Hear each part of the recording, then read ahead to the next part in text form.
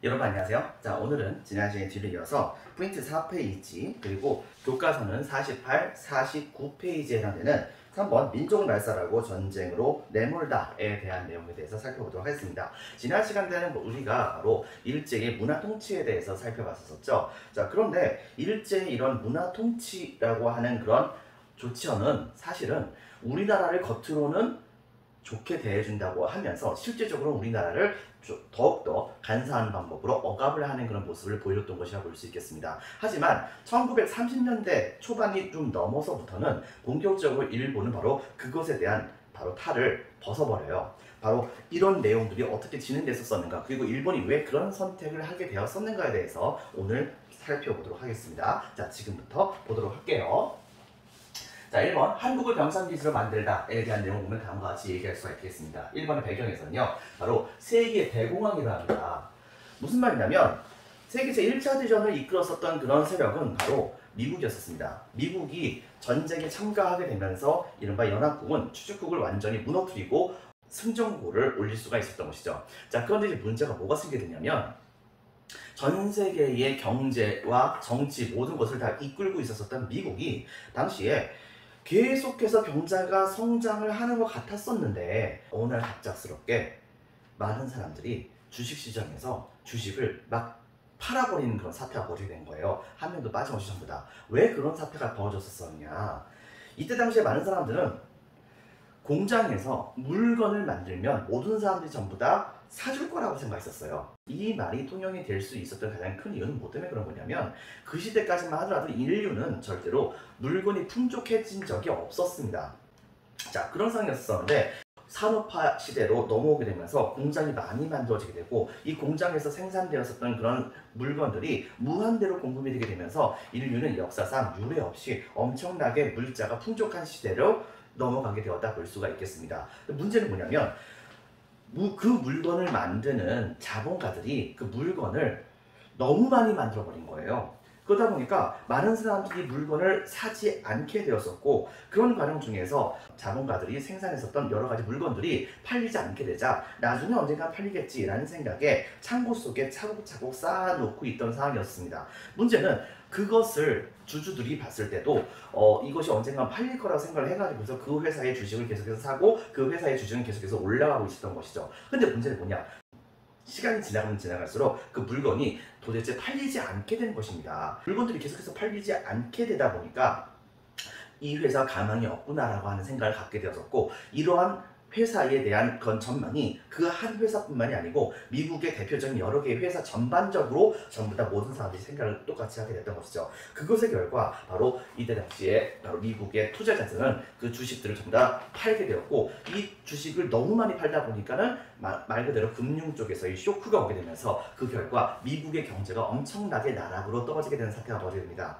미국은 당시에 이것을 견뎌내기 위해서 이른바 뉴딜 정책이라고 하는 걸 시행하게 돼요. 즉 국가가 국민들에게 세금을 얻고 그 다음에 거기다 플러스 추가적으로 빚을 만들어 가지고서 공공사업을 크게 벌여서 국민들이 거기에 들어와서 직업을 갖게 하고, 직업을 갖게 해서 돈을 갖게 한 다음에 그 돈을 가지고서 시중에 엄청나게 많이 있었던 물건들을 막 살 수 있도록 나름대로 이제 경제의 선순환이 이루어지도록 하려고 한 노력을 하게 되었던 것입니다. 하지만 주변에 있었던 영국이라든가 프랑스라든가 이런 나라들의 경우에는 식민지가 엄청나게 넓었기 때문에 그 식민지에서 나오는 모든 수요를 영국과 프랑스와 같은 그런 나라들만 독차지를 하기 위해서 이른바 블록 경제라고 하는, 즉 외부로서부터 바로 자국이 교류를 하지 못하게 만드는 그런 형태의 무역 장벽을 전부 다 쌓아가지고서 간신히 이 위기를 벗어나고 있었던 상황이었습니다. 그러나 일본은 예외였습니다.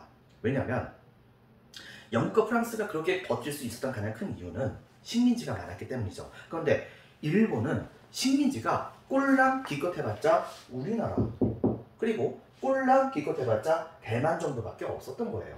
더불어서 일본은 이때 당시에 경제 성장을 해나가긴 했었지만 경제 성장을 해나가는 방식이 수출을 많이 해가지고서 거기에서 얻어지는 그런 돈을 가지고서 경제 성장을 해나가는 방식이었어요. 그런데 전 세계의 모든 소비력이 높았었던 많은 나라들이 한순간에 일본에서 수출했던 물품들을 전부 다 수입을 안 해버리는 거예요. 자, 이렇게 되다 보니까 일본은 이때 당시에 자국에서 만들었었던 여러 가지 물품들을 다른 나라에게 판매할 수 있는 상황이 못 되었던 것이죠. 자, 이렇게 되다 보니까 일본은 바로 경제 위기가 오게 되면서 이른바 이미 1920년 당시 때부터 일본 내부에서는요 민주주의의 바람이 불고 있었고 그 민주주의의 바람의 영향의 결과 우리나라에서도 문화 통치가 있을 수가 있었던 거기도 했었습니다. 그런데 바로 일본의 경제 위기가 오게 되자 민주주의는 순식간에 무너지게 됩니다.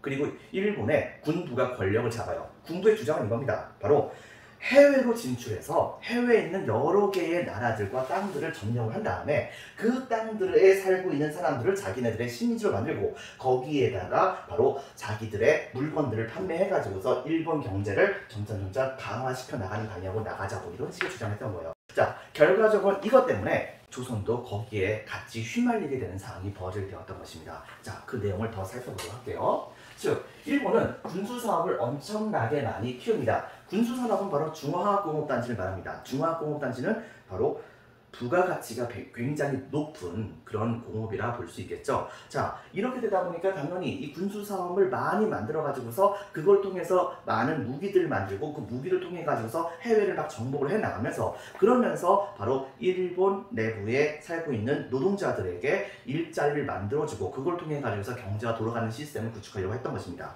더불어서 식민지를 엄청나게 수탈합니다. 즉, 일본 혼자서 전 세계를 정복하는 것은 불가능했기 때문에 당시에 일본이 그동안 억압하고 핍박했었던 식민지 지역에 있는 백성들을 이제부터는 너희들은 천황폐하의 적자다, 아들이다, 자식이다 뭐 이렇게 얘기를 하면서 일본 국민처럼 대우를 해주겠다는 명목하에 그러니까 천황폐하를 위해서 나가서 죽어라 이렇게 얘기합니다. 여러분들. 자, 이런 식의 모습을 보여줬던 것이죠. 그리고 그 시작은 첫 번째 만주사변, 그리고 그 뒤를 이어서는 중일전쟁, 중국과 일본이 전쟁을 하게 됩니다. 세 번째는 태평양 전쟁입니다. 미국과 전쟁하는 바로 이런 전쟁으로 넘어가게 되면서 세계 제2차 대전에 일본이 참전하게 되는 이제 비극으로 넘어가게 되었다 우리가 볼 수 있겠죠. 자, 그렇다고 한다면 이 시대 때 과연 일본은 우리나라에게 어떻게 정책을 실시했을까요? 1930년대 초중반의 상황입니다. 1929년에 있었던 미국의 대공황은 처음엔 미국에서만 이것이 운영되었다가 이게 전 세계로 퍼져나가게 됩니다. 그리고 그 여파를 약간의 시간의 터울이 있긴 있었지만은 일본에게도 이제 오게 되었던 것입니다. 자, 그래서 이른바 일본은 생각했습니다. 일본은 전 세계로 영역을 확장해 나가려고 한다면 인적, 물적 자원이 필요했는데 그 인적, 물적 자원을 일본 혼자서 전부 다 감당하는 것이 불가능했던 것이에요. 자, 그렇기 때문에 우리나라를 바로 일본인화하려고 하는 모습을 보여주게 됩니다. 하지만 문제는 우리나라 사람은 일본 사람이 아니잖아요. 그러니까 우리나라 사람에게 일본 사람이라고 하는 인식을 강제로 심어주고 우리나라 사람들에게 우리나라의 정체성을 지킬 수 있는 모든 학문 같은 것들을 전부 다 금지하는 그런 조치를 취하게 함으로써 한국인이라고 하는 민족 자체를 말살하려고 하는 모습을 보여줬던 것입니다. 그 내용을 보면 다음과 같아요. 목적은 여기 보다시피 한국인의 일본인화, 그렇게 해가지고서 침략전쟁에 바로 이들을 동원하려고 하는 모습을 보여줬던 것입니다. 한번 여러분 생각해보세요. 기본적으로 하나의 민족이 그 민족으로서의 정체성을 갖추기 위해서는 중요한 사항이 두 개가 있습니다. 그게 뭔지 아세요? 첫 번째, 바로 역사입니다. 두 번째는 바로 그 사람들의 언어입니다. 때문에 일제는 우리나라의 역사와 언어를 완전히 금기시하고 절대로 해서는 안 되는 그런 분야의 학문으로서 억압을 해나가는 모습을 보여주게 됩니다. 그러면서도 이것조차를 완전히 왜곡을 해버리는 모습을 보여줬던 것이죠. 대표적인 것 중에 하나가 바로 일선동조론이라고 하는 것입니다. 무슨 뜻이냐? 일본이에요. 선, 조선입니다. 동조, 동은 같을 동자고 조는 바로 선조 조자입니다. 즉, 일본과 조선의 선조는 같다. 여러분들, 그게 말이 될까요? 물론 어느 정도 말이 됩니다. 실제로 백제의 왕실이 일본의 천황가문, 여기서 천황은 고유명사를 말합니다. 일본의 국왕이죠. 일본의 국왕 가문과 굉장히 가까웠다. 그 다음에 결혼까지 했었다는 것은 사실상 정설이기도 해요. 하지만 그렇다고 해서 일본 사람들하고 우리나라 사람이 같다고 얘기할 수가 있습니까? 이건 말이 안 되는 소리죠. 두 번째가 뭐냐면 내선일체, 즉 내는 안내자입니다. 그 다음에 선은 조선선자예요. 여기서 안내라고 한다면 일본의 영토 안에서 내라고 불릴 수 있는 지역은 어디겠습니까? 당연히 일본이겠죠. 그러니까 일본과 조선은 일체한다. 즉 하나의 조상 밑에서 있었던 그런 민족이기 때문에 조선과 그 다음에 일본은 하나의 문명이다. 뭐 이런 식의 주장을 한 겁니다. 여러분들 뭔가 좀 섬뜩하지 않나요? 자, 거기에 또 한 가지. 그 다음부터는 어떻게 해야 하느냐? 황국신민서사라고 하는 것을 암송시킵니다. 즉 세상에서 제일 무서운 것 중에 하나가 뭐냐면 세뇌입니다. 이 세뇌라고 하는 것을 어린 시절부터 이때 당시에 시키게 됐던 거예요. 나름대로 우리나라에 굉장히 많은 학교를 만들었었던 일제. 일제는 우리나라의 초등학교 학생들에게 너희들은 일본의 천황의 후손이다. 뭐 이런 식의 얘기를 하는 겁니다. 그러면서 너희들은 천황폐하를 목숨을 바쳐서 지켜야 한다라고 하는 식의 인식을 계속해서 심어줬던 겁니다. 그리고 뭐 이런 식으로 외우게 했던 것이죠. 우리는 천황폐하의 자식입니다. 우리는 천황폐하를 위해서 목숨을 바칠 것입니다. 라고 하는 그 내용에 바로 마치 주문과 같은 그런 이야기를 줄줄줄줄 외우게 합니다. 처음에 그거 외우는 걸 싫어했던 사람도 분명히 있겠죠. 하지만 시간이 흘러가면 갈수록 어떤 생각이 벌어지게 되느냐, 바로 그런 식의 인식이 계속해서 머릿속에 바뀌게 되면서 천황폐하가 위험에 빠졌어? 그럼 나도 나가서 지켜야지. 근데 알고 봤더니 그 사람 조선인이에요. 말이 됩니까 여러분들? 이런 식의 문제가 생기게 되는 겁니다. 바로 이런 질문이 있을 때 여러분 같이 기억해 주고요. 그 다음에 여러분 혹시 그거 알까요? 요새는 좀 인정을 해주는 것 같은데 일본에는요, 일본에만 존재하는 나름대로 지네들 말로는 이제 세계 종교가 하나 있습니다. 그것이 바로 뭐냐? 바로 신도라고 하는 겁니다. 이 신도라고 하는 것은 바로 글쎄요, 우리나라로 따져본다고 한다면 무속신앙이 좀 더 발달한 그런 형태의 모습이었던 거예요. 그래서 신도라고 하는 것이 바로 일본의 바로 무속신앙이 발달한 하나의 종교처럼 만들어진 것이라고 볼 수 있는 건데, 근데 그 신도를 숭상하는 사원을 우리는 뭐라고 부르냐면 신사라고 얘기를 하거든요. 그런데 우리나라에다가 난데없이 신사를 만듭니다. 그것도 지금도 그 잔재가 되게 많이 나와 있어요. 남산서부터 시작을 해가지고서 전국의 신사를 완전히 엄청나게 많이 깔아놓은 다음에 그 다음에 특정 날마다 학생들을 선생님들이 끌고 가가지고 거기에서 바로 열심히 일본의 호국신들이시여 우리 민족을 보살펴 주시옵소서 뭐 이런 식으로 얘기하면서 일본의 승리를 기원을 했던 것입니다. 그렇게 함으로써 우리나라 사람들을 일본인으로 만들려고 했던 것입니다. 그리고 그 시대 때의 초등학교를 읽어서 우리는 뭐라고 보냐면 소학교라고 하는데요. 이때부터 소학교의 이름이 바꿉니다. 바로 국민학교라고 하는 이름으로요. 그리고 그 국민학교라고 하는 이름이 선생님이 학교를 다닐 때까지도 있었어요. 선생님 그래서 국민학교 출신입니다. 하지만 우리나라에서 나중에 이 국민학교라고 하는 학교 명칭은 일제의 잔재에 해당되는 것이기 때문에 이것을 다른 식으로 이름을 바꾸자라고 얘기를 해가지고서 바뀐 이름이 바로 초등학교라는 이름이에요. 여러분들 그렇게 했었다는 걸 여러분 같이 기억해 주시고요. 그 다음에 또 한 가지, 학교랑 관공서 등에서 일본어만 사용하게 합니다. 그리고 또 한 가지, 조선어를 절대로 사용하지 못하게 해요. 제2 외국어로서 그나마 존재했었던 조선어 과목도 이때 당시 완전히 폐지가 되고요. 그 다음에 또 한 가지, 바로 학교에서 만약에 조선어를 얘기하잖아요. 그렇다고 한다면은 이때 당시에 이 선생님은 커다란 매를 갖고 와가지고서 그 학생이 울며 빌 때까지 무지하게 때립니다. 무지하게 때리고 또 한 가지, 바로 관공서에 가가지고서도 이때 당시에 우리나라 사람들이 관청 업무, 그 다음에 사무 업무 같은 것을 보려고 한다고 한다면 그 사람이 만약에 일본어를 사용해가지고서 이야기하지 않는다고 한다면 그 사람이 무슨 얘기를 하는지 그런 거에 대해서 전혀 들으려고 하지도 않았었어요. 그러니까 관청 사무를 아예 처리를 안 해준 거죠. 자, 이런 식의 모습을 보여줬고요. 그 다음에 또 한 가지, 일제는 바로 멸망했었던 조선의 역사를 최대한 비하를 하면서 이것 때문에 일본이 조선을 차지할 수밖에 없었다는 것을 정당화시키기 위해서 이른바 조선사 편수위원회 같은 것을 만들어가지고서 이때 당시에 우리나라의 역사를 수동적이고 타율적인 그런 형태로 바꿔버리려고 그렇게 노력을 많이 하게 됩니다. 여러분들. 자, 그렇게 하고 역시 한국사 교육 당연히 했을 리가 없겠죠. 했다고 한다면 이런 건 있었어요. 바로 일본의 역사에 대해서 주로 얘기하고 거기에 부가적으로 조선에서의 역사, 한반도 안에서의 역사가 이런 것이 있었다라는 식으로 부수적으로 다뤘을 뿐 실제로 한국사에 대한 교육을 거의 하지 않습니다.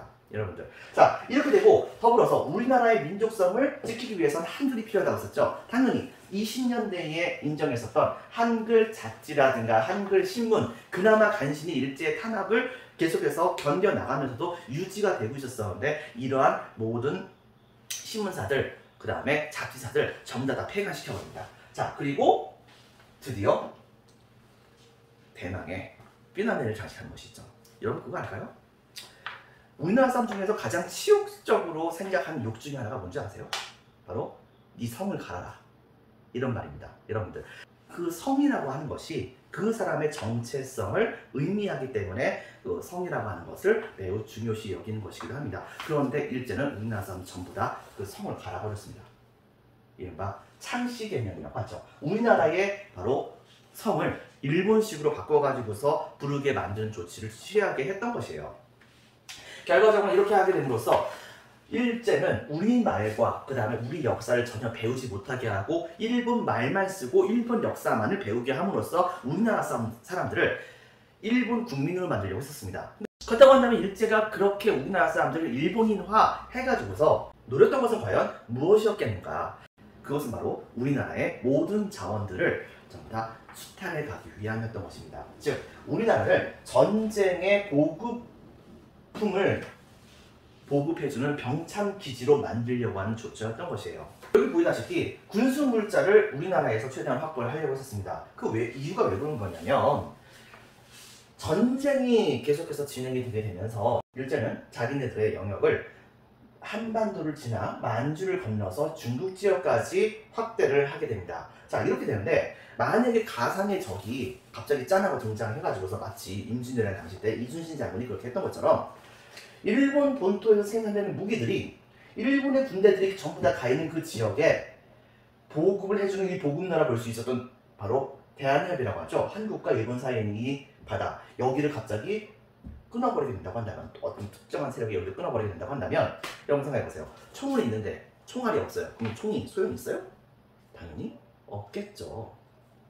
이런 측면이 있기 때문에 바로 이런 상황이 만약에 벌어지게 된다고 한다면 비상시라도 바로 이 대륙적으로 나가 있었던 일본의 군대에게 군수품을 전달해 줄 수 있는 기지가 대륙에 같이 있어야 될 것이 아니겠는가라고 하는 생각을 가졌던 것입니다. 그렇기 때문에 이때 당시에 일본은 바로 그 대표적인 병창기지의 대상지로서 우리나라를 꼽았던 거예요. 자, 우리나라 같은 경우에 일본이 생각했을 때는요, 우리나라 사람들도 전혀 그렇게 생각하지 않았는데요. 일부 친일밖에 놓고 일본인들은 우리나라에게 굉장히 많은 혜택을 줬다고 생각을 했었습니다. 자, 그렇게 하다 보니까 일본이 통치하는 모든 지역 중에서 가장 일본에게 충성도가 높은 지역이 바로 한반도가 아니겠는가, 뭐 이런 식의 생각을 했던 거예요. 그래가지고서 우리나라 사람들 일본이나 만들려고 노력을 그렇게 만들었었고, 노력을 그렇게 했었었고, 자, 그렇게 한 다음에 바로 우리나라에서 병참 기지를 만들어가지고 여러 개의 중화학공업단지를 만든 다음에 그 다음에 바로 전쟁 무기 같은 것을 생산하려고 노력을 했던 것입니다. 근데 여러분 한번 생각해보세요. 만약에 우리나라에서 군수물자를 생산한다고 한다면 일본의 군대가 만주, 중국 이쪽으로 다 나가 있습니다. 해로를 통하지 않고 육로로만 가요. 그렇다고 한다면 여러분이라고 한다면 한반도의 북부에다가 중화학공업단지를 만들겠습니까? 한반도의 남부에다가 중화학공업단지를 만들겠습니까? 당연히 한반도의 북부겠죠. 그러니까 특히 일본의 경우에는 우리나라의 북부 지역에다가 바로 중화학공업단지를 만듭니다. 전쟁 무기라든가 그 다음에 뭐 대포라든가 이런 것들을 만드는 여러 가지 공장들 여기서 잔뜩 만들어요. 그렇게 하는데 또 한 가지, 그럼에도 불구하고 한반도와 일본 내부에서 필요한 여러 가지 생활 필수품이라든가 이런 것들을 어딘선가 또 계속해서 만들긴 해야 될 거 아니에요. 그렇기 때문에 바로 그 생활 필수품이라든가 그 다음에 여러 가지 가벼운 유해에 해당하는 공산품 같은 것을 주로 생산하는 건 기지로서는 한반도의 남부 지역을 이때 당시에 꼽게 됩니다. 자, 이렇게 되게 되면서 결과적으로 어떤 게 벌어졌느냐, 북부 지역에다가 중화학공업단지를 육성합니다. 많이 만들죠. 자, 근데 또 한 가지 또 바로 뭐가 있었냐면 우리나라의 각종 여러 가지 지하자원들을 다 약탈합니다. 그래가지고서 강원도라든가 그 다음에 산맥 지역에 있는 모든 그런 지하자원들을 최대한 많이 약탈을 해버리죠. 자, 그렇게 약탈을 해가지고서 다 퍼간 다음에 그 다음에 남부 지역에다가는 바로 경공업을 육성하고 그 다음에 또 한 가지, 전쟁이 딱 일어나게 됐을 때 옷감이라든가 그 다음에 여러 가지 군인들이 사용을 해야 되는 생활 필수품 같은 것이 많이 필요하기도 하잖아요. 때문에 그중에 그 당시에 우리나라의 남쪽에다가는 이 군수물자를 많이 생산하기 위해서 옷감 같은 걸 또 많이 만들기 위해서 군복 같은 걸 만들려고 하다 보니까 남쪽에다가는 면, 즉 목화를 많이 심습니다. 쌀 다음으로 두 번째는 북쪽으로는 바로 양을 많이 키웁니다. 이렇게 해서 거기서 얻어지게 되는 옷감으로 바로 이때 당시에 군수 물자를 많이 대려고 한 노력을 했던 것이죠. 이러한 정책은 현재도 바로 우리나라에서 계속해서 존재하는 우리나라 각 지역의 공업의 발달이 불균형을 이루게 되는데 엄청나게 커다란 영향을 끼치게 돼요. 일본인은 우리나라 사람들이 그렇게 얘기합니다. 아니 일제시대 때 자기네들이 만들어 놨었던 그런 사회 기반 시설을 가지고서 한국이 성장했으니까 당연히 이 한국의 성장의 기반은 일제시대 때 만들어 놨었던 그 사회 기반 시설 때문에 그런 것이 아니겠는가. 그러니까 한국은 바로 일본을 좋아해야 한다, 뭐 일본에게 감사해야 된다, 뭐 이런 식의 말을 하는데 웃기지 말라고 해요. 6.25 전쟁 때 다 불타버렸잖아요. 거기에 또 한 가지 바로 주된 많은 공업단지는 북한에 있었어요. 남한은 그것 때문에 엄청나게 피해를 봤었죠. 여러분들 이런 식의 문제가 있다는 것 같이 기억해 주고요. 그리고 이것도 하나의 단계가 있어서 처음에 있을 때는 바로 일본은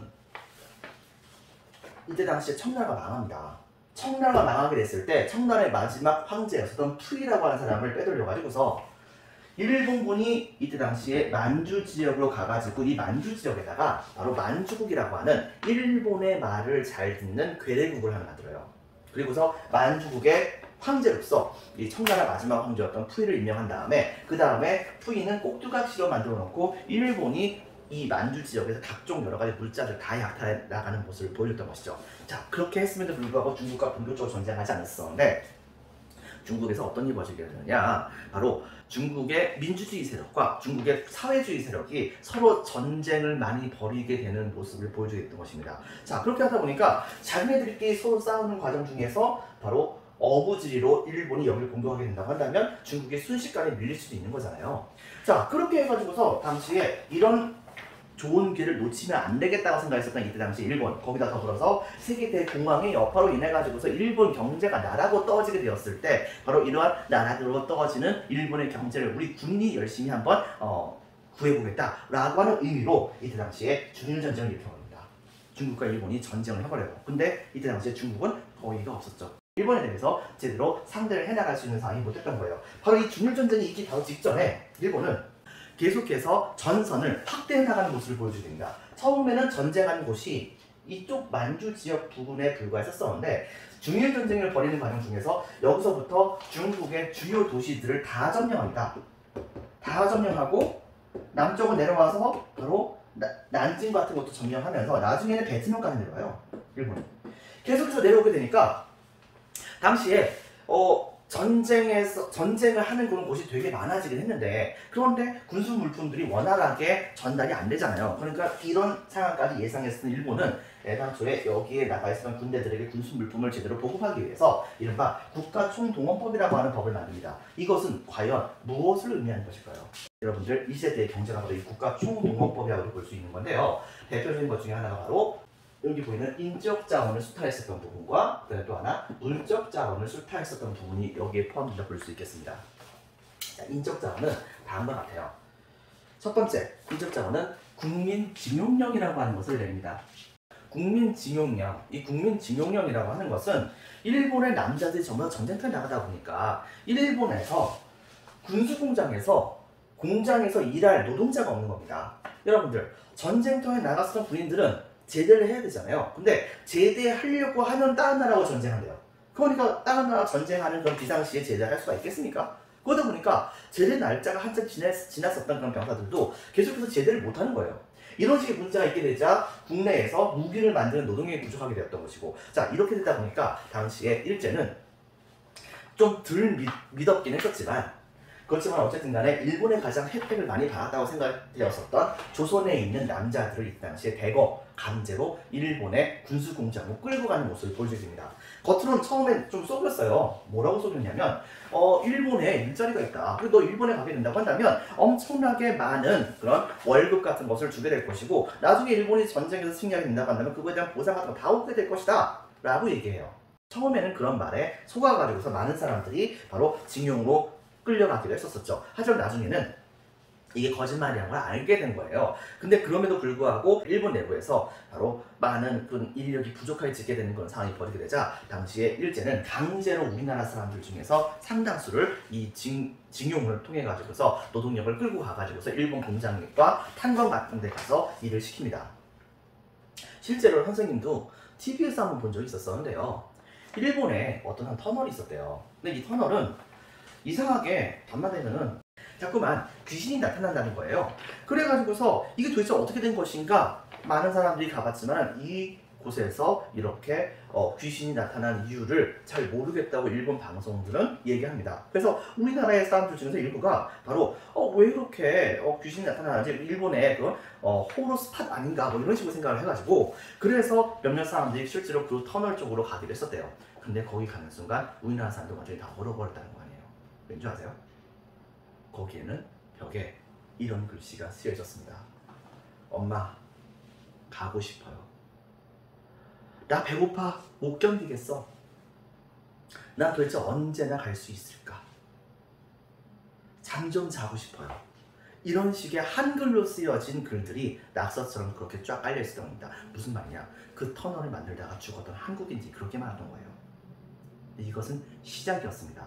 실제로 탄광 같은 데 있죠? 여러분들 탄광은 일본인들은 옷 제대로 지급받고 그 다음에 신발 제대로 지급받고 가가지고서 열심히 일을 하잖아요. 요새 최근에 들어왔었던 바로 세계 유네스코 문화재에 등재가 됐었던 일본 최초의 아파트가 있었었던 군함도라고 하는 그런 섬이잖아요. 거기에 석탄이 그렇게 많았다 했었죠. 근데 우리나라 사람들은 실제로 거기 끌려가가지고서 사람들이 그 안에 들어가서 탄을 캐는데 석탄을 캐는데 그런데 너무나도 덥다 보니까 바로 온몸에 입었던 모든 옷들을 다 벗어 제끼고 그 다음에 그 안으로 들어갔는데 안전장치도 제대로 하지 못해가지고서 툭 하면은 사고 일어나서 사람들이 깔려 죽기도 하고 이런 식으로 끌고 가가지고서 많은 사람들의 노동력을 징발했다 볼 수 있는데 그렇다고 하면 그거에 대한 대가를 제대로 줬느냐? 실제로 대가를 거의 주지 않습니다. 어떤 식이냐면 그들은 이때 당시에 그렇게 일을 하고 나서 점심시간이 돼가지고 혹은 저녁시간이 돼가지고서 아침시간이 돼가지고서 밥을 먹으러 가잖아요. 밥을 먹으러 가면 어떻게 하느냐? 바로 거기에서 보통 밥으로 나오는 것이 주먹밥 있죠? 주먹밥에 바로 소금 뿌려준 거 이게 끝입니다. 혹은 특식으로 나오는 것 중에 하나가 뭐냐? 주먹밥에 소금 뿌려준 그 옆에는 건더기가 하나도 없는 된장국 이게 끝입니다. 그거 먹고서 사람이 어떻게 삽니까? 여러분들 실제로 일본의 북부 지역 이쪽으로 끌려갔던 사람 중에서 일부는 거기서 열심히 일을 하다가 탈출했었던 사람도 있었어요. 근데 문제는 탈출했는데 난생에 처음 보는 그런 곳이잖아요. 이렇게 되다 보니까 탈출하다가 바로 그 근처에 있던 강물을 건너가다가 거기서 죽는 경우가 그렇게 많았대요. 그리고 그때 당시 거기에서 일했던 사람들의 이야기를 들어보면 무슨 말이 있었느냐? 거기에서 봄철이 되면은 강물이 이제 녹아가지고서 흐르게 되는데 그 강물이 녹아서 흐를 때마다 거기 근처에서 겨울철에 그곳을 지나가다가 그만 물속에 빠져가지고 죽었던 사람들의 시체들이 둥둥 떠다녔다라고 하는 말을 할 정도로 그 정도로 우리나라 사람들은 엄청나게 커다랗게 핍박을 받게 되었던 것입니다. 그리고 그렇게 해가지고서 일했었던 그 대가를 일본은 지급을 안 하고 있죠. 여러분들 지급을 안 했기 때문에 그렇기 때문에 나중에 가서 우리나라는 바로 그 돈을 받으려고 노력을 하려고 했었습니다. 그런데 이것이 그렇게 쉽게 되진 않았었는데 나중에 박정희 정부 시대 때 들어왔을 때 이 박정희 대통령이 가가지고서 바로 일제가 우리나라를 지배했었던 것에 대한 대가로서 돈을 달라라고 얘기를 해요. 그리고 일본은 이때 당시에 그거에 대한 대가로서 돈을 줬고 이 박정희 정부는 바로 이 돈을 가지고서 우리나라 경제 발전에 쓰게 됩니다. 근데 문제는 뭐냐? 그 돈은 원래 누구한테 가야 되는 거예요? 바로 징용에 끌려갔던 그 사람들한테 가야 되는 거잖아요. 근데 실제로 박정희 정부는 이거에 대해서 보상 같은 걸 제대로 하지도 못했었어요. 나중에 가가지고서 노무현 정부 때 갔을 때 일부 보상하긴 했었었는데 그럼에도 불구하고 이 보상금 문제가 해결되지 않아가지고서 최근에서도 일본의 전범 기업이 우리나라에 세웠었던 그런 회사에다가 우리나라에 강제징용을 끌려갔던 사람들이 가가지고서 청구 배상 소송 같은 것을 내기도 하는 사건이 있기도 했었었죠. 근데 문제는 뭐냐? 일본은 이것에 대한 책임을 지금까지도 계속해서 회피합니다. 이것이 말이 된다고 생각합니까? 여러분들? 자, 그리고 이것은 약과였어요. 시간이 흘러가면서 전쟁이 계속해서 격화되고 나중에 일본은 동남아시아를 지나서 베트남을 점령하고 계속해서 서쪽으로 가다가 나중에 미얀마까지 먹어요. 자, 미얀마까지 먹게 되면서 이때 당시에 이 지역으로까지 전선을 확대 나가고 그러면서 여러분들 이 바로 직전에 하와이를 공격을 해가지고서 미군에게 갑작스럽게 습격을 해가지고서 미군이 세계 제2차 대전에 참전하게 만들었던 것이죠. 이미 이전에 일본은 독일과 그 다음에 이탈리아와 같은 나라들과 같이 동맹을 만들어 가지고서 그래서 세계대전을 같이 일으키는 것에 같이 참전하게 되는 모습을 보여주게 됩니다. 자, 결과적으로 어떤 일이 벌어졌었냐? 전선이 너무 많이 넓혀졌잖아요. 자, 이렇게 되다 보니까 군대가 없는 거예요. 군대가 없으니까 군대를 일본인이 아닌 다른 사람이라도 좀 다 뽑아 와가지고서 그래서 군대를 이제 만들어야겠죠. 그렇게 해가지고 끌려갔던 사람들의 숫자가 한 30만 명이 넘습니다. 우리나라 남자들만. 여러분들 처음에는 우리나라 못 믿으니까 지원병제를 시행했었죠. 하지만 시간이 흘러가면서 그러면서 더 이상 지원병제만 가지고서는 문제가 해결되지 않겠다는 것을 느끼게 되었던 일제는 이제는 지원병만 가지고서는 문제가 해결될 수 있는 것이 아니었던 거예요. 그래가지고서 어느 날 갑작스럽게 우리나라 사람들에게 징병제를 선포합니다. 우리나라에 많은 젊은이들이 이때 당시에 많이 끌려갔다고 하시죠. 끌려갔던 사람들의 숫자만 한 30만 명이 넘을 정도가 됐었으니까. 자, 이렇게 했는데 물론 그 중에서 일부는 일제의 그런 징병에 열받아가지고서 탈출해가지고서 아예 우리나라의 독립군에 가담하는 경우도 꽤 많이 있긴 있었어요. 하지만은 어쨌든 간에 이때 당시에 많은 사람들이 전쟁 때 끌려가서 죽임을 당했다는 것은 불변한 사실이었다 볼 수 있겠죠. 더불어서 자, 학교 지원병제라고 하는 것이 시작이 됩니다. 즉 학생들에게 천황폐하를 위해서 죽어라 이겁니다. 여러분들 그렇게 하고 학생들에게 이제 실제로 수업도 제대로 하지 않아요. 예를 들면 이런 식입니다. 학교에 학생들이 나가잖아요. 나가면은 거기서 수업을 하는데 이 수업을 할 때 오전은 열심히 수업을 해요. 근데 군수 물품이 부족하다 보니까 이 학생들은 오후에는 바로 근처에 있는 나무에 가서 송진을 캐오거나 소나무의 진을 이제 송진이라고 하죠. 근데 또 한 가지 바로 가마니를 짜가지고서 군대에게 보내주는 그런 작업 같은 것을 학생들에게 시켜버립니다. 송진이 왜 필요했냐면 당시에 미국이 일본에다가 석유 파는 것을 금지해버렸어요. 그러니까 일본이 이때 당시에 차지할 수 있는 석유가 없다 보니까 이때 당시에 바로 이 송진을 석유 대신에 사용하기도 했었다고 하죠. 결과적으로 어떻게 벌어졌었냐? 우리나라 사람들은 어린 애들부터 성인까지 엄청나게 착취를 막 당하게 됩니다. 더불어서 여성 인력도 착취하게 되죠. 대표적으로 여자 정신 근로령이라고 하는 게 있었어요. 여기서 말하는 여자 정신 근로령은 여러분 헷갈리면 안 돼요. 정신대라고 불리는 그런 사람들은 바로 일본에 일하기 위해서 끌려갔었던 여성들을 말합니다. 일본이 우리나라에서 남자를 데리고 가는 것만도 부족하다 보니까 나중에 여성들도 이제 막 끌고 갔던 거예요. 그래가지고서 이때 당시에 그 여성들을 일본의 군수공장 같은 데서 일을 하게 만들었던 것이죠. 근데 거기에다 더불어서 정말 악질적인 행동을 해버립니다. 그것이 바로 뭐냐면 여러분들 잘 알고 있는 광주 지역에 있기도 하죠. 나눔의 집, 바로 일본군 위안부 얘기가 이렇게 포함됩니다.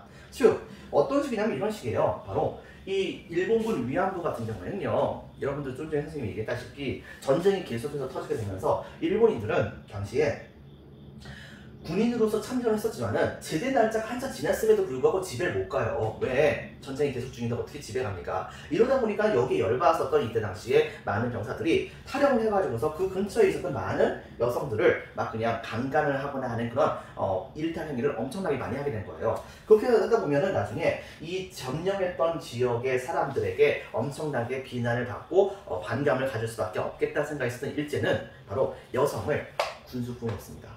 즉 일본인을 비롯해서 일본인도 포함합니다. 참고적으로 우리나라의 경우에는요, 일본인의 경우에는 보통 이제 기생이라든가 그다음에 이제 매춘부 이런 사람들도 이제 많이 뽑았었지만 우리나라의 경우에는요, 기생, 매춘부를 포함해서 우리나라의 각각의 가장 작은 단위에 해당되는 행정구역마다 몇 명씩에 해당하는 젊은 여성들을 강제로 뽑아온 거예요. 강제로 뽑아와가지고서 이때 당시에 이 일본에 데리고 나가 있는 일본의 여러 부대로 파견한 겁니다. 파견해가지고서 그때 당시에 전쟁 때문에 엄청나게 많은 스트레스를 받고 있었던 일본 군인들의 욕구를 채워주는 놀이개로 삼아버렸던 겁니다. 여러분들. 그리고서 그걸 돈 줬다고 이렇게 얘기하는 거죠. 근데 여러분 생각해보세요. 전쟁터에 끌려 나가가지고서 목숨 걸면서 매춘한다는 게 말이 되는 겁니까? 여러분들. 물론 그런 사람도 있을 수는 있겠습니다. 하지만 우리나라 사람들이 정말 그렇게 했다고요? 그리고 일본은 지금도 그렇게 얘기합니다. 그때 당시 끌려갔던 사람들이 전부 다 매춘부다. 그리고 이때 당시에 끌려갔던 사람들은 일본 전체에서 봤을 때 생각보다 꽤 많은 액수에 해당하는 바로 돈을 보상금으로 받았었다. 월급으로 받았었다. 이렇게 얘기를 하는 겁니다. 실제로 그랬을까요? 여러분들, 일본 내부에서 통용되고 있었던 일본 돈의 가치하고 일본의 식민지에서 통용됐었던 이때 당시에 일본 돈의 가치는 서로 또 달랐습니다. 자, 이렇게 되다 보니까 액수는 되게 많은 것 같은데 실제로 그 가치는 엄청나게 적었던 것이에요. 근데 그거마저도 제대로 주지도 않아요. 이게 제일 중요한 것 중에 하나. 일제는 드디어 패망의 시기가 오게 되었을 때 자기네들이 그렇게 여성들을 동원했다는 것을 절대 남들에게 들키고 싶지 않았었어요. 그래가지고 실제로 어떤 일이 벌어지게 됐었느냐, 바로 전쟁이 끝나기 일보 직전에 자기들이 데리고 있었던 그런 여성들을 이제 너희들 집으로 보내주겠다 라고 해가지고서 여성들이 너무 좋아해가지고서 이제 차에 올라타는 그 차를 데리고서 그대로 어디론가 갔는데, 어디론가 간 다음에 여기 내리라고 해가지고서 내렸더니 바로 어떤 숲을 속에다 인류를 딱 늘어서게 한 다음에 전부 다 차례대로 총을 쏴가지고서 죽이는 모습을 보여주기도 합니다. 근데 그 중에서 그래도 마음 여렸었던 일본 군인들도 있었어요. 그래가지고 어떤 경우가 있었냐면 일본 여성을 향해가지고 총을 빵 하고 쏴서 죽이라고 했을 때 총을 빵 하고 쏜 것처럼 하고서는 실제로는 그 여성에게 이렇게 표시를 했던 거죠. 그렇게 해가지고서 그 여성은 죽은 척을 한 다음에 그 다음에 간신히 살아가지고서 온 경우도 있었었고, 일본 군인들이 여성을 죽이려고 했을 때 갑작스럽게 그 근처를 돌아다니고 있었던 독립군들이 그들을 공격을 해가지고서 그 여성들을 구출하는 경우도 실제로 있었습니다. 여러분들, 바로 그런 식으로 해가지고서 이 군 위안부들을 강제 동원하는 모습을 보여줬으니 일본은 바로 그거에 대한 전쟁 범죄에 대한 보상을 해야 되는 건 당연한 겁니다. 그 여성들에게 바로 범죄를 저질렀다고 한다면 국가 차원에서 그거에 대해서 배상을 하고 당연히 사죄의 말을 해야 되는 것이죠. 그런데 아베 총리가 예전에 뭐라고 했습니까?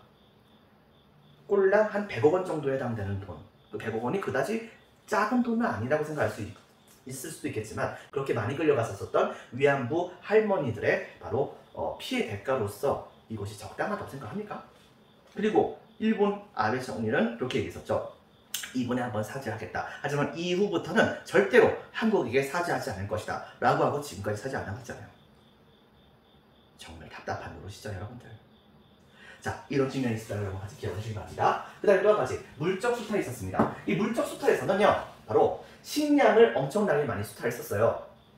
즉, 일제가 문화 통치 시기 때 시행됐었던 삼민준식 계획은 1930년대 초반쯤에 이제 사실상 중단이 됩니다. 일본 농민들이 쌀값 떨어진다고 항의를 하도 많이 해가지고서. 자, 그렇게 했었는데 전쟁이 계속해서 벌어지게 되면서 그것의 결과 일본은 식량을 생산할 남자들도 없다 보니까, 그러다 보니까 조선 사람들에게 바로 쌀을 어딘가 꼽을 치지 말고 내놔라 이겁니다. 그렇게 해가지고서 우리나라 사람들이 일본에게 쌀을 내놓으면 바로 일제는 바로 그 농민들에게 일본이 바로 당신에게 얼마 정도에 해당하는 쌀을 얼마 정도에 해당되는 쌀을 징수해 갔다라고 하는 증명서를 줘요. 그리고 그 증명서를 딱 준 다음에 나중에 전쟁이 끝나게 되면 그거에 대해서 보상금을 줄게 라고 얘기를 했었습니다. 여러분들, 그런데 문제는 뭐냐? 줬을까요? 줬을 리가 없겠죠. 그렇기 때문에 우리나라 사람들은 갖은 수단과 방법을 다 동원해서 이 쌀을 숨기려고 했었어요. 예를 들면 딴 건 몰라도 웬만하면 되게 지저분한 데 같은 경우에는 쥐지지 않을 거 아니에요. 그러니까 어떻게 했냐, 우리나라 사람들이 변소 있는 데 있죠, 변소 있는 데 근처에다가 땅을 파가지고 거기다가 쌀을 막 묻고 그랬었어요. 근데 귀신같이 일본 놈들이 그걸 다 찾아냈던 겁니다. 어떻게 찾았을까요? 바로 일본인들의 앞잡이 노릇을 했었던 바로 친일파의 하수인에 해당됐던 조선 사람들이 우리나라 사람들이 그런 식으로 쌀을 숨긴다는 걸 알아가지고서 일부러 거기 다 뒤져가지고서 갖고 왔던 것입니다. 여러분들, 그렇게 하니 우리나라의 농민들은 과연 살 수가 있었을까요? 쌀농사를 졌는데 쌀이 없어서 굶어 죽게 된 상황이 벌어지게 된 거예요. 이게 말이 됩니까, 여러분들? 바로 이렇게 해서 식량을 수탈하고 그 다음에 내놨던 그 식량을 국가가 정기적으로 배급을 해요.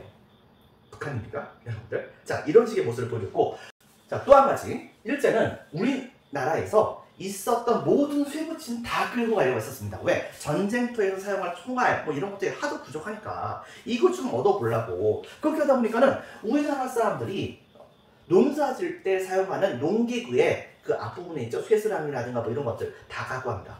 또 한 가지, 바로 가마솥을 갖고 갑니다. 여러분 생각해보세요. 가마솥 갖고 가면 어디다가 밥 해 먹습니까? 자, 그리고 또 한 가지. 제사 도구도 이때 당시에 끌고 갑니다. 왜? 녹그릇 같은 거 있어. 이런 거 다 긁고 가지고 와서 이걸 가지고서 전쟁 무기 사용할 때 사용합니다. 그리고 숟가락, 녹그릇 다 사용하죠. 심지어는요, 여러분들 학교 대문까지 뜯어갑니다. 그리고 절에 종 같은 것도 다 뜯어가가지고서 녹여서 총알 만들 때 사용해요. 그만큼 일본이 몰려섰다는 것을 말하는 것이기도 하죠. 그래서 바로 이런 식으로 해가지고서 이른바 공출이라는 이름하에 이걸 다 끌고 가가지고 전쟁터에 다 쏟아붓습니다. 과연 우리나라가 일본에게 감사해야 될까요? 솔직히 말해서 선생님은 일본 사람들이 미운 건 아닙니다. 왜냐면 이 시대 때도 이런 일본의 잘못을 알았기 때문에 많은 일본의 지식인들이, 물론 이제 우리나라 해방 이후에도 많은 일본인 지식인들이 있었기도 했고요. 양심적인 사람들, 이런 사람들은 이건 너무한 거 아닌가라고 해가지고서 우리나라 사람들 도와준 사람 정말 많았습니다. 하지만 국가로서의 일본은, 국민으로서의 일본을 미워하는 건 아니지만 국가로서의 일본은 아직까지 바로 식민 지배에 대한 제대로 된 사과를 하지 않았기 때문에 그것을 미워해야 된다고 우리는 생각해 볼 수 있는 것이겠죠. 바로 이런 측면에 여러분 같이 생각을 해보기 바랍니다. 자, 지금부터 살펴보도록 하겠습니다. 자, 프린트 4페이지 보겠습니다. 자, 3번 민족을 말살하고 전쟁을 내몰다에서 1번 한국을 병장기지로 만들다 해서 3번까지 다 일괄해서 적었습니다. 동감 1번 배경에서는요. 자, 빈칸에 적혔습니다. 세계 대공황 여입니다. 여입니다. 세계 대공황으로 경제가 어려워진 일본이 동감 1번 군수산업 육성, 동감 2번 빈칸에 적혔습니다. 식민지 수탈로 위기를 벗어나고자 동감 1번 다시 넘버링 합니다. 만주사변 동감 2번 중일전쟁 동감 3번 태평양전쟁 시간의 순서대로입니다. 자, 그 다음에 이런 것을 일으키면서 전쟁을 확대해 나갔었다. 자, 그 다음에 별표 2개입니다. 한국식민화 정책 빈칸에 적혔습니다. 민족 말살 정책. 먼저 목적에서는요, 밑줄 치겠습니다. 한국인의 민족 정신 말살을 통해 빈칸에 적혔습니다. 일본인화 한 후 밑줄 치겠습니다. 침략 전쟁에 동원하고자 함. 다음 페이지. 내용에서는요, 동감 1번 일선동조론.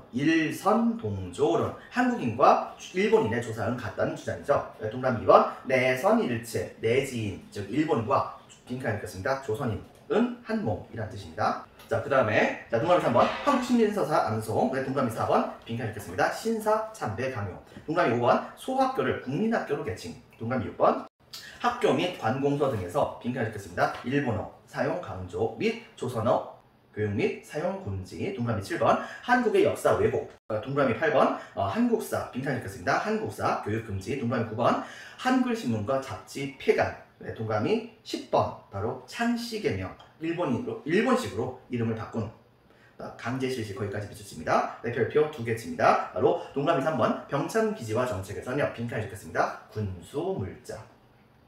다음 줄에 한반도를 병창기지화로 만들고, 그 다음에 북부에서는 북부 박스 밑줄 치겠습니다. 중화공업 주로 빈칸에 적혔습니다. 군수. 자, 군수산업 육성 거기까지 밑줄 치고 또 띄어서 밑줄 칩니다. 지하자원 가로치고 철, 석탄 등 가로 닫고 약탈까지 밑줄 칩니다. 결과적으로 이것 때문에 다음 줄에 밑줄 치겠습니다. 공업 발달의 불균형 심화. 자, 별표 하나. 중일전쟁 이후에서는 빈칸에 적혔습니다. 국가총동원법. 자, 국가총동원법을 동원하여 1938년이죠. 한국의 인적 물적 자원을 수탈하게 됩니다. 인적 자원 박스. 동감 1번 국민징용령.